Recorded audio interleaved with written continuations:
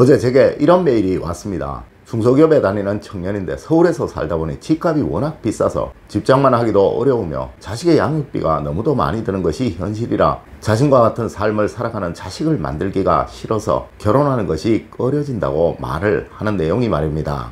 네, 그러다 보니 나이만 먹어가고 있으며 삶의 의욕 역시 사라지고 있다고 말입니다. 여러분 안녕하세요, 이정재입니다.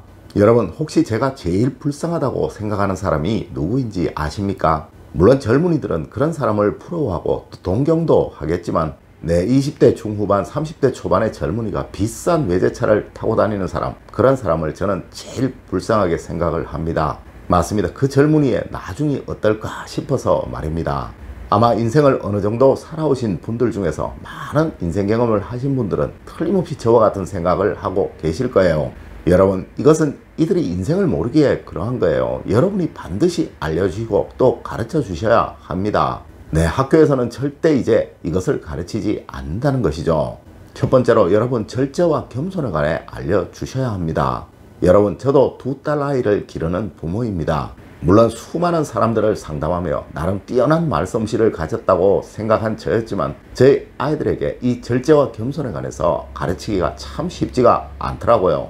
여러분, 하여 저는 늘 이렇게 말하곤 합니다. 가진 사람이 절제하고 겸손하면 모든 사람이 존경을 한다. 또 가진 사람이 있는 체하고 거만하게 되면 모든 사람들이 뒤에서 욕을 한다고 말입니다. 네, 너희들은 존경받는 사람이 될래? 뒤에서 욕먹는 사람이 될래? 라고 말하면서 늘 더 가질수록 더 배울수록 항상 머리를 숙이는 사람이 되어야 한다라고 말하곤 한다는 거예요. 물론 여러분들도 나름대로 이 절제와 겸손에 관해서 가르치는 수단이나 방법들이 있으실 거예요.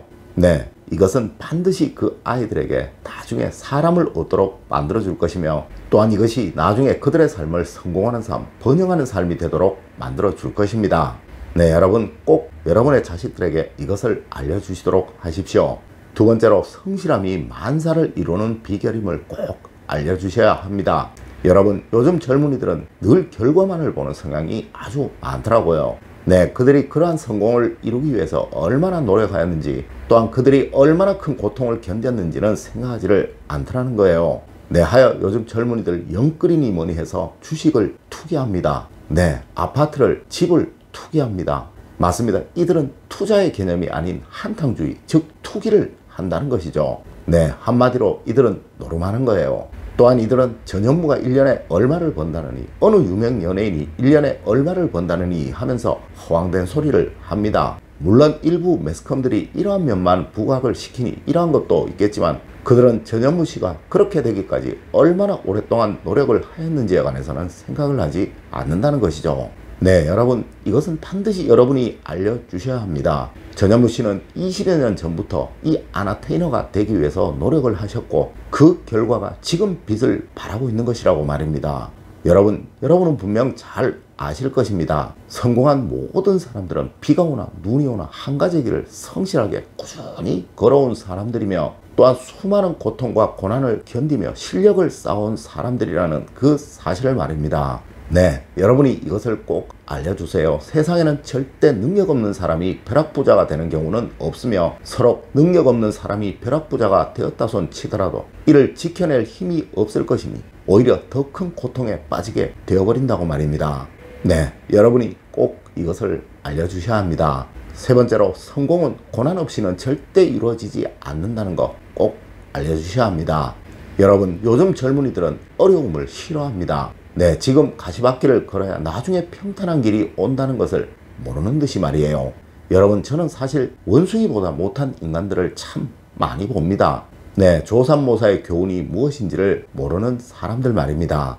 여러분, 분명 세상은 공평하지만 사람들은 이를 의심을 하곤 하죠. 네, 젊었을 때 부유하고 행복하면 그 부와 행복이 영원할 것이라고 그들은 믿는다는 거예요. 하지만 여러분이 지금껏 경험을 하셨다시피 젊었을 때 부모의 부만 믿고 흥청망청했던 친구분들 아마 지금 전부 불행한 삶을 살아가고 있을 것이며 또한 모든 사람들에게 외면받는 불쌍한 인생을 살아가고 있을 것입니다.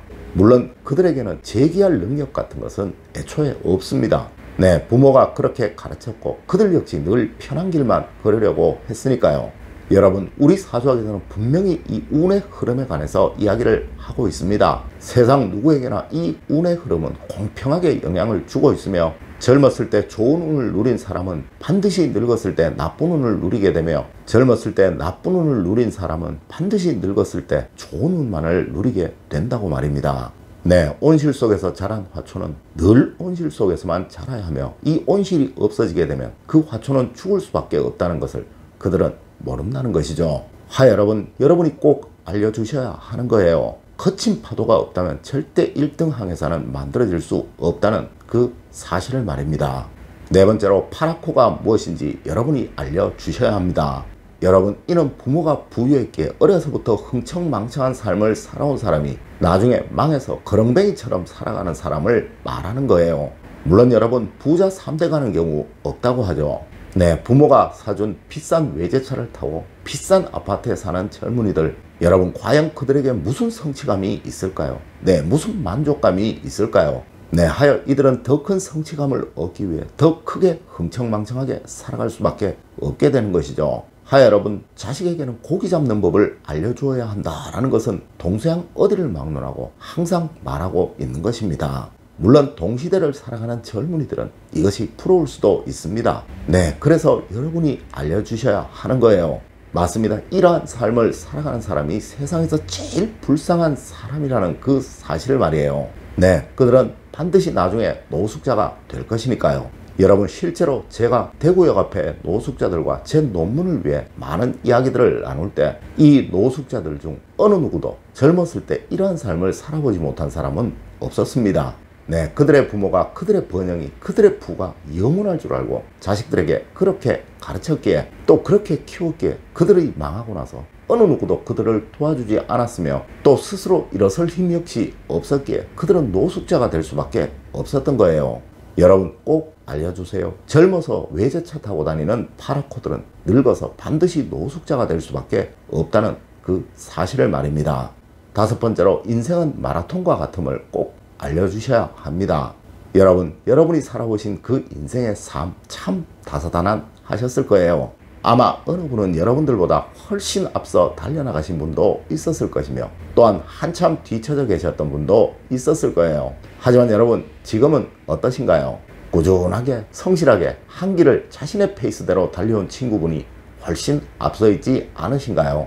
네, 여러분, 이것을 알려주셔야 합니다. 세상은 분명 어느 구름 속에 비가 들어있는지 알 수 없는 것이며, 또한 어느 장애물이 나를 가로막을지 알 수 없는 것이라고 말입니다. 네, 항상 자신이 가장 잘하는 하나의 능력만은 가지고 있어야 하는 것이며, 반드시 이 능력 하나가 자신의 인생을 멋지게 완주하도록 만들어 줄 것이라는 그 사실을 말이에요. 네, 그것이 어떠한 일이든 어떠한 것이든 그것은 중요치 않습니다.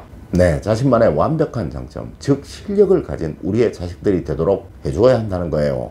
여러분, 아마 이들은 먼 훗날 이것을 스스로 깨우쳤을 때 여러분을 멋진 부모님이라고 기억을 하게 될 것입니다.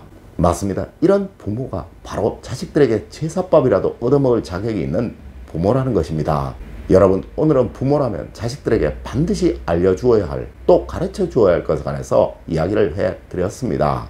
오늘 알려드린 이야기 여러분들 꼭 명심하시길 부탁드리며 오늘의 이야기를 마칠까 합니다. 늘 올바른 학문과 올바른 지식을 여러분들께 전하도록 노력하겠습니다. 여러분, 긴 시간 감사드립니다. 감사합니다.